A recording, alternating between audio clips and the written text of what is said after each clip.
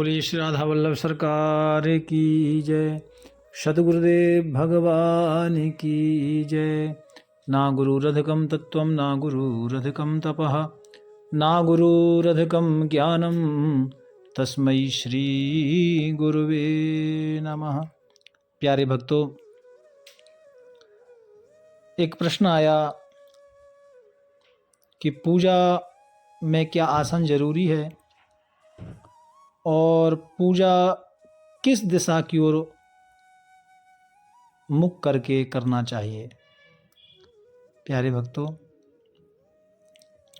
श्री शिव रहस्य के अनुसार शिव जी का पूजन यदि करते हैं तो उत्तर दिशा और पूर्व दिशा और पश्चिम की ओर भी मुख करके करना चाहिए।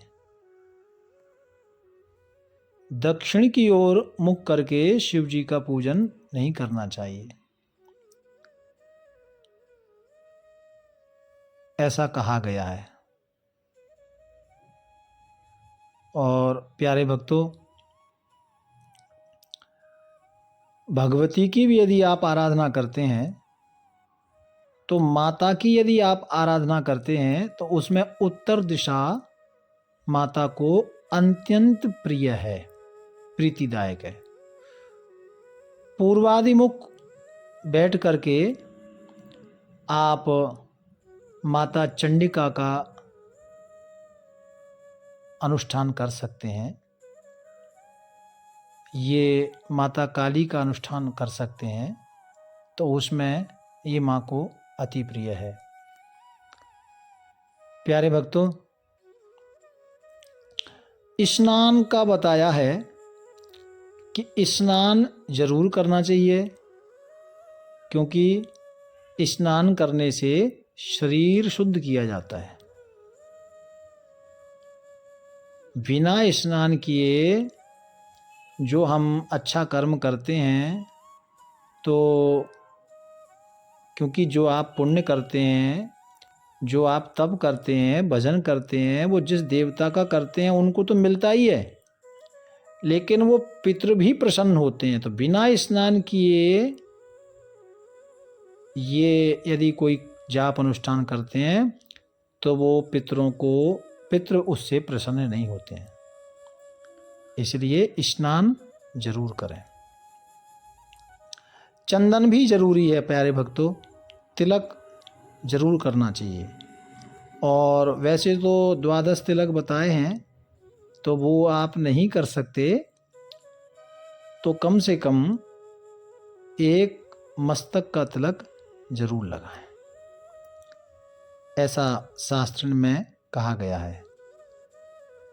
जो भी आप चंदन लगाएं और वो आप जरूर लगाएं, चाहे बिंदी लगाएं, त्रिपुंड लगाएं, वो आपकी आस्था का सवाल है।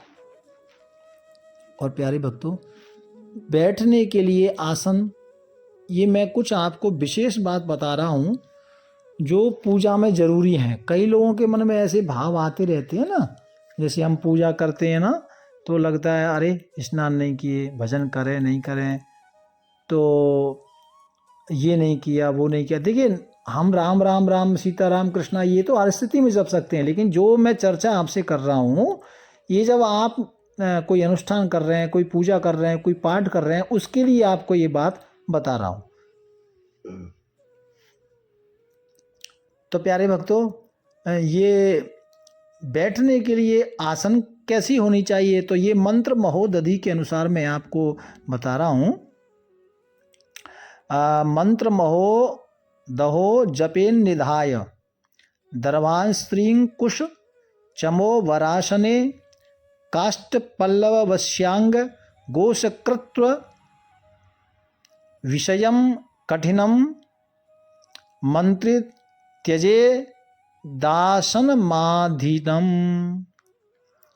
इसका मतलब ये है कि ये मंत्र महोदधि के अनुसार आसन कैसी हो, तो वस्त्र कुसा या चर्म, यानी मृगा चर्म, सिंह चर्म, जो पहले योगी महापुरुष रखते थे, तो कुशा की आसन बड़ी श्रेष्ठ है भक्तों, और कुशा नहीं है तो वस्त्र की आसन ये भी उत्तम है। आसन पर बैठ के जरूर साधक को आसन जरूर लेना चाहिए। काठ की, पल्लव की, बांस की, पत्थर की, गोबर तृण के विषय और कठिन आसन को छोड़ देना चाहिए, क्योंकि इस तरह के जो आसन उपयोग करते हैं साधना में वो रोग प्रकट करते हैं। और दूसरे तंत्रों में तो लिखा है तत्रांतरे वंशासने दरित्वम पाषणे व्याधि संभवा।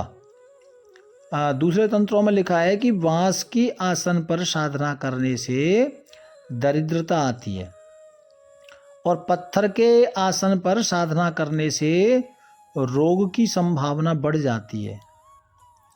भूमि पर साधना करने से दुखों की संभावना बढ़ जाती है, और लकड़ी के आसन पर बैठ के साधना करने से दुर्भाग्य की प्राप्ति होती है। तो इसलिए आसन का भी आपने ध्यान रखना है। बुद्धिमान साधक को क्या करना चाहिए, आसन हमें कैसे यूज करें? तो बुद्धिमान साधक के लिए चाहिए कि या तो वो कंबल की या रुई की, है ना, किसी वस्त्र की, या रेशम की, या व्याघ्र चर्म, या कृष्ण मृग चर्म, ये सब आसन लेनी चाहिए। इन आसनों से सौभाग्य और सिद्धि प्राप्त होती है। जो काम हम करने वाले हैं उसमें सिद्धि प्राप्त होती है। तो इसलिए तृण के आसन पर साधना करने से यश की हानि होती है। पत्तों के आसन पर चित्त की भ्रांति पैदा हो जाती है, मतलब मन नहीं लगता यदि हम पत्तों की आसन डाल के भजन करेंगे तो। और कृष्ण मृग चर्म के आसन पर साधना करने से ज्ञान की सिद्धि प्राप्ति होती है, और व्याघ्र के चर्म के आसन पर बैठकर साधना करने से मोक्ष तथा लक्ष्मी की प्राप्ति होती है। अब आप सोचेंगे कि ये चीज़ तो संभव नहीं है, तो संभव नहीं है तो उसके लिए मैं आपको बता रहा हूँ, स्यात् पौष्टिकम च कौशेयम शांतितरम वैत्र विष्टरम वंशासने व्याधिनाशो कंबले दुख मोचनम। बोले महाराज ये व्याघ्र की, मृग की, ये सब आप बोल रहे हैं, ये तो संभव नहीं है। तो देखो उसके लिए फिर आप क्या करें, रेशम की कोई आसन लें, ये पुष्टि को प्रदान करता है, जो भी चीज़ है वो सब प्रदान करता है, ठीक है ना। और वैत का आसन शांति देने वाला होता है, और जो सिंपल कंबल का आसन है ना, और ये आप कोई साधना कर रहे हैं तो उसमें कंबल का आसन भी नहीं ज़्यादा बिछाना चाहिए। साधना में, भजन में आप बिछा सकते हैं, तो इसलिए कोई लाल वस्त्र का आप आसन लें, वो आपके लिए अच्छा रहेगा, ठीक है ना। और आसन जरूरी है, बिना आसन के जो हम जाप करते हैं तो उसका पुण्य नहीं मिलता। अलग अलग चीज़ें हैं भक्तों, कई लोगों के तरह तरह के प्रश्न आते हैं, आसन कौन सा हो, क्यों हो, है ना। कोई वशीकरण इत्यादि कर्म करता है तो उसको लाल रंग का आसन रखना चाहिए। मोक्ष के लिए कोई भजन करता है तो सफ़ेद आसन उसके लिए ठीक है। और नीला काला, ये किसी काली भैरव इत्यादि सिद्धियों के लिए ये आसन ठीक होता है, ठीक है ना। तो ये अलग अलग विचार हैं, और आसन जरूरी है। मेरा कहने का तात्पर्य सिर्फ आपसे इतना है कि आसन आप जरूर लें। एक आसन तो बैठने के लिए, क्योंकि हम यदि आसन नहीं लेते हैं तो हमारा भजन हमें पूर्णतः मिलता नहीं है। हंस माहे स्वरे लोमनी चैव यदा सीनस्तदा सर्व विनश्यति मतलब कहने का तात्पर्य ये है कि बिना भजन के साधक को, जो साधना करता है, उसको आसन पर जरूर बैठना चाहिए, आसन जरूर लेना चाहिए, है ना। ऐसा जरूरी है। और उसके लिए फिर और आगे की चर्चा हम कल करेंगे। भाव प्यार से राधे राधे राधे राधे।